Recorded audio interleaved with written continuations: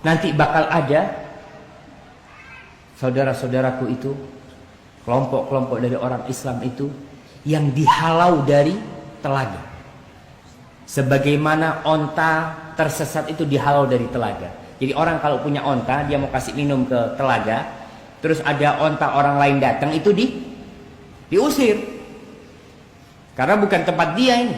Diusirlah karena telaganya onta itu. Akan terjadi itu.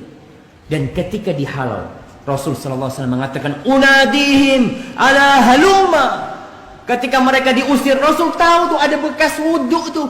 Mereka orang-orang Islam. Nabi memanggil mereka, "Ayo ke sini," kata dia.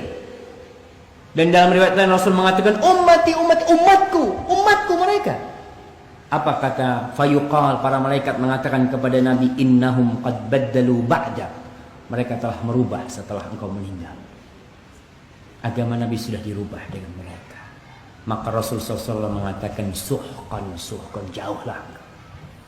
Al-Imam Nawawi ketika menjelaskan hadis ini, beliau menjelaskan salah satu bahaya bid'ah itu, kita bisa dihalau dari telaga Rasul SAW. Iya, kita wudhu, ada bekas wudhu, kita sholat, tapi ternyata kita membuat ajaran selain ajaran Rasul SAW. Kita membuat agama baru, kita tambah agama Rasul SAW dengan dalih kan baik. Dalihnya itu kan baik. Ini kan baik. Jadi ada hadis lain yang berbunyi, akan datang orang-orang yang aku kenal ke Haud. Mereka datang. Lalu mereka ditarik oleh malaikat, dimasukkan, mau dilempar ke api neraka. Kata Nabi SAW, "Ya Allah, wahai Tuhanku, ini sahabat-sahabatku. Aku mengenal mereka nih. Pernah beriman padaku." Kata para malaikat, Allah menjawab ya, melalui malaikat, maka malaikat berkata, "Hai Muhammad, sesungguhnya engkau tidak tahu apa yang mereka lakukan sepeninggalmu." Ya. Dalam riwayat lain, engkau tidak tahu apa yang mereka telah rubah dari ajaranmu. Maka kata Nabi SAW, suhqan, kecelakaan dan kebinasaan. Siapa yang mengubah ajaran yang sudah aku ajarkan sepeninggalku. Ya, seperti banyak orang sekarang, subhanallah, kalau diingatkan, jangan, Rasulullah tidak buat, nggak apa-apa. Ya sudah, nggak apa-apa, terserah. Tanggung jawab loh. Gitu kan. Nggak mau dinasihatin, tetap mengotot. Oh, ini garis keras lah, ini wahabi lah, ini apalah. Oke lah, terserah, buat saja. Gitu kan. Yang penting kita sudah sampaikan. Gitu kan. Tapi seperti itu, subhanallah, orang tidak mau diingatkan. Padahal ini hadis jelas. Hadis sahih, riwayat Bukhari Muslim masalah ini. Orang yang mengubah ajaran Nabi SAW akan ditolak oleh Nabi, ditolak oleh malaikat, yang ditugaskan oleh Allah untuk menuju ke Haud. Bahwa Nabi SAW menyebutkan di hari kiamat nanti ada orang-orang yang dihalangi untuk masuk ke dalam telaga beliau. Yang sebagian mereka, kata Nabi SAW, saya kenal mereka. Begitu saya ingin membawa mereka ke dalam telagaku Haud, maka dilarang.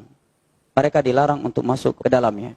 Aku pun berkata, ya Allah, mereka adalah umatku. Mereka adalah umatku. Dalam sebuah riwayat yang lain, mereka adalah sahabatku.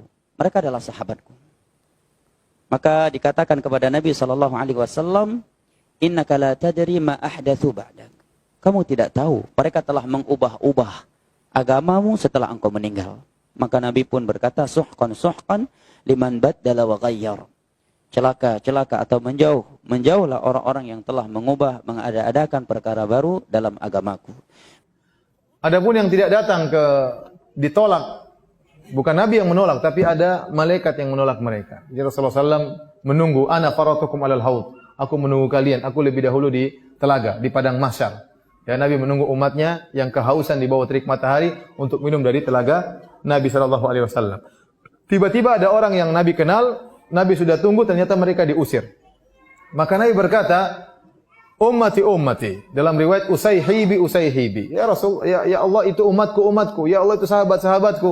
Maka malaikat berkata, innaka la tadri ma ahdatsu ba'dak. Kau tidak tahu apa yang mereka ada-adakan setelah meninggalnya engkau. Innahu qad ghayyaru wa baddalu. Sungguhnya mereka telah merubah ajaranmu dan telah